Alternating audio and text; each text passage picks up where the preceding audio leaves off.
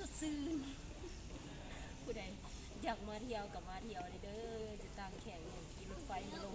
แล้วก็ขี่รถเมล์มาตอนตลาดเช้าแล้วก็สามารถย่างมาได้เลยทักหลายอยู่ข้างในเอาไปเบิ่ง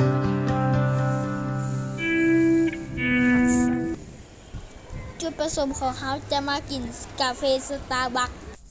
โอ้ยมาวันนี้คือมาสบริเรียนคิวบริเรียนคิวกินกาแฟสดซื้อกาแฟคิดว่าสบริเรียนคิวกลายมาเมื่อวานนี่บ่มีคนแม่ไม่ได้ตรงเต็มคนเต็ม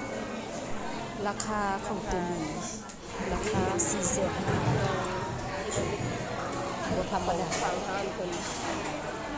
จะมีขนมมีอย่างต่างๆคนหลายๆมันมีกระดาษจบหน้ามันเขียนว่าเนียนกันเป็น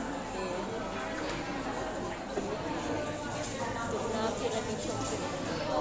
รูปต่างๆของภายในกำแพงละครมีใจที่ไปจบซาจบปี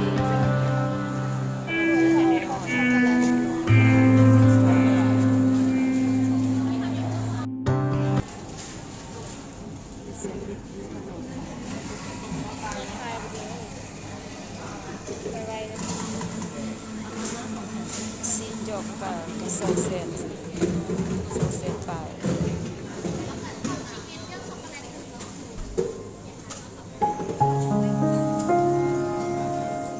กินกาแฟสตาร์บัคจอก57,000ซีเบิ่งซื่อๆเป็นจังได๋เด็กๆแซ่บอยู่อ่ะกาแฟสตาร์บัคฮะ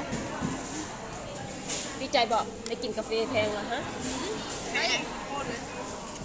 กาแฟโรนมูลับได้ถึง50,000